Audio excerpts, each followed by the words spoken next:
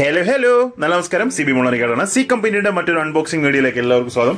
ഒരുപാട് ദിവസമായി നമ്മൾ അൺബോക്സിംഗ് ചെയ്തിട്ട്, കാരണം പ്രത്യേകിച്ച് ഓർഡറുകളൊന്നും പോകുന്നില്ലായിരുന്നു, നല്ല ഐറ്റംസ് ഒന്നും കിട്ടാത്തതുകൊണ്ട് വാങ്ങിച്ചില്ല. അപ്പോൾ അതുകൊണ്ട് തന്നെ പുതിയതായിട്ട് വന്ന കുറച്ച് പാഴ്സലുകൾ ഒന്ന് ഓപ്പൺ ചെയ്യാമെന്ന് വിചാരിച്ചു. പലതും എക്സ്ചേഞ്ച് ആണ്, പരസ്പരം അങ്ങോട്ടും ഇങ്ങോട്ടും സാധനങ്ങൾ ചേഞ്ച് ചെയ്തതാണ്. ഇതെനിക്ക് UP-യിലുള്ള ഒരു ഫ്രണ്ടിൻ്റെ നിന്ന് ഞാൻ വാങ്ങിച്ച കുറച്ച് കോയിൻസ് ആണ്. അതേപോലെ പേഴ്സണൽ കളക്ഷനിൽ റോളിലിരുന്ന, അതായത് ഒരേ ഇയറിലെ കോയിൻ റോളിനകത്തിരുന്ന മിന്റ് കണ്ടീഷൻ, അതായത് അൺസർക്കുലേറ്റഡ് ജെം അൺസർക്കുലേറ്റഡ് ബ്രിട്ടീഷ് ഇന്ത്യൻ കോയിൻസ് ആണ്. എല്ലാം ₹1 കോയിൻസ് ആണ്, സിൽവർ റുപ്പീസ് ആണ്. ഇത് ഏകദേശം 4-5 ഡിഫറെന്റ് ഇയറുകളുണ്ട്. ലാസ്റ്റ് പീരീഡ് ആണ്. 1939 എന്തായാലും ഇല്ല. 39 നമുക്ക് കിട്ടിയിരുന്നെങ്കിൽ ഞാൻ ലക്ഷപ്രഭുവായന്. 39 ഇല്ല, 40 മുതലുള്ള നാണയങ്ങളാണ് ഇതിനകത്തുള്ളത്. 40, 41, 42, 43, 44 അങ്ങനെയുള്ള 5 നാണയങ്ങളാണ് ഇതിനകത്തുണ്ടായിരുന്നത്. അപ്പൊ 5 നാണയങ്ങൾ മിന്റ് വൈസ് നോക്കുമ്പോൾ ബോംബെ ഉണ്ട്, അതുപോലെ തന്നെ എനിക്ക് തോന്നുന്നു ഒരെണ്ണം മറ്റേ കൽക്കട്ട ഉണ്ട്. അതെല്ലാം ബോംബെ ആണെന്ന് തോന്നുന്നു. എല്ലാം ബോംബെ ആണ് കേട്ടോ, എല്ലാം ബോംബെ മിന്റ് ആണ്. അപ്പൊ ബോംബെ മിന്റിന്റെ ഒരു അൺസർക്കുലേറ്റഡ് സെറ്റ് അത് റോള് വാങ്ങിച്ച് അവർ വെച്ചിരുന്നുകൊണ്ട് നമുക്കിന്നത് 5 നല്ല മിന്റ് കണ്ടീഷനിലുള്ള കോയിൻസ് കിട്ടി. സാധാരണ ഇതിന്റെ മാർക്കറ്റ് വാല്യൂ എന്ന് പറയുന്നത് വലിയ വിലയൊന്നുമില്ല, കാരണം ഇത് ഹാഫ് സിൽവർ ആണ്, പകുതി സിൽവർ മാത്രമേ ഉള്ളൂ. ഇതിന്റെ വില ഒരു എക്സ്ട്രാ ഫൈൻ കണ്ടീഷന് 400-500 രൂപയ്ക്കുള്ളൊരു വിലയുള്ളൂ. കാരണം ഇത് ഹാഫ് സിൽവർ, പകുതി മാത്രമേ സിൽവർ ഉള്ളൂ. 11 ഗ്രാമിന്റെ പകുതി മാത്രമാണ് സിൽവർ ഉള്ളത്. പക്ഷേ ഈ ജെം ഇങ്ങനത്തെ UNC കണ്ടീഷൻ വരുമ്പോൾ പ്രൈസ് അത്യാവശ്യം നല്ല ചേഞ്ച് ഉണ്ടാവും, ഓൾമോസ്റ്റ് ഡബിൾ അടുത്ത് വരും. എങ്കിലും നോർമൽ കണ്ടീഷനിൽ വരുന്ന ഒരു നല്ല കണ്ടീഷൻ കോയിന് വരുന്ന പ്രൈസ് എന്ന് പറയുന്നത് ഒരു എന്താ പറയുക, ഒരു 400-നും 500-നും ഇടയ്ക്കൊക്കെ ഒരു വിലയാണ്. അപ്പൊ ഇതെല്ലാം തന്നെ ഞാൻ പ്ലാസ്റ്റിക് കവറിനുള്ളിലേക്ക് ആക്കി വെച്ചു. ഇനി വീട്ടിൽ ചെന്നിട്ട് എനിക്കത് ഹോൾഡറിലേക്ക് മാറ്റണം. നമ്മളിതുവരെ ഹോൾഡർ ചെയ്തില്ല, ഷോപ്പിൽ സ്റ്റാപ്ലർ ഇരുന്ന് ഞാൻ എടുത്തിട്ട് പോയിട്ട് ഹോൾഡർ ചെയ്തില്ല. ഇനി വീട്ടിൽ ചെന്നത് ഹോൾഡറിലേക്ക് മാറ്റണം. പിന്നെ അടുത്തായിട്ട് ഞാൻ എൻ്റെ കൊല്ലത്തുള്ള ഒരു ഫ്രണ്ടിൻ്റെ നിന്ന് കുറച്ച് സാധനങ്ങൾ ഞാൻ ട്രേഡ് ചെയ്തു. അത് കുറച്ച് തിരുവിതാംകൂർ നാണയങ്ങളാണ്. തിരുവിതാംകൂർ നാണയങ്ങൾ എന്ന് പറയുമ്പോൾ നമ്മൾ കോമൺ ആയിട്ട് കാണുന്ന നാണയങ്ങളൊക്കെ തന്നെ ബൊമ്മക്കാശാണ്.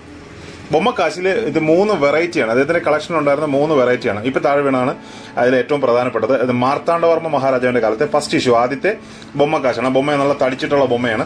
പിന്നെ വരുന്ന ബൊമ്മകളുടെയൊക്കെ ഷേപ്പ് വ്യത്യാസം വരും. അവസാനത്തെ പീരീഡിലൊക്കെ ബൊമ്മ ഒരു കമ്പ് പോലെ, കാരണം എനിക്ക് തോന്നുന്നു അതിന്റെ ഷേപ്പുകൾ ഇങ്ങനെ ഓരോ രാജാക്കന്മാരനുസരിച്ച് അതിൽ ചേഞ്ച് ചെയ്യുന്നുണ്ടാവും തോന്നുന്നു. അപ്പൊ അങ്ങനത്തെ 3 ഡിഫറെന്റ് ബൊമ്മക്കാശും ഒരു അരച്ചക്രമാണ്.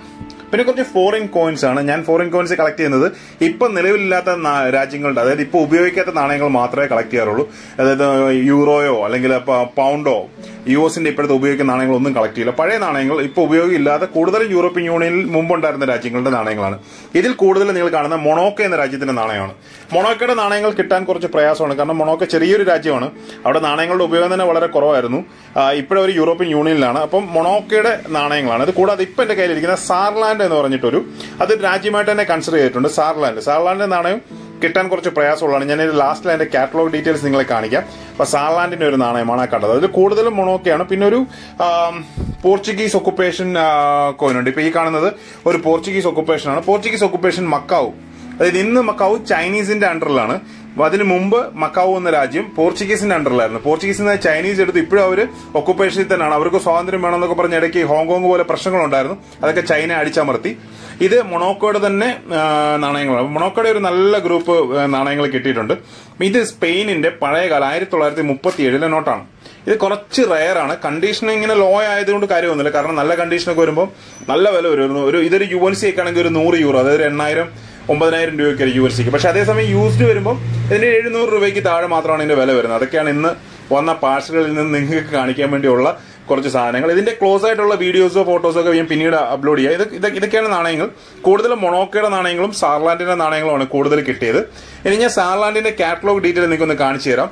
വാട്സ്ആപ്പ് ഗ്രൂപ്പിൽ അതിന്റെ കൂടുതൽ ഡീറ്റെയിൽ ആയിട്ടുള്ള കാര്യങ്ങൾ ഇടുന്നുണ്ടോ, അതിന്റെ ടൈപ്പ് ചെയ്ത ഡീറ്റെയിൽസ് ഇടുന്നുണ്ടോ. അപ്പോൾ തീർച്ചയായിട്ടും അത് കാണുക. സാർലാൻഡ് കിട്ടാൻ നല്ല പ്രയാസമുള്ള കോയിനാണ്. അതും ഒരു 3 കിട്ടിയിട്ടുണ്ട്. Keep watching. Thank you very very much.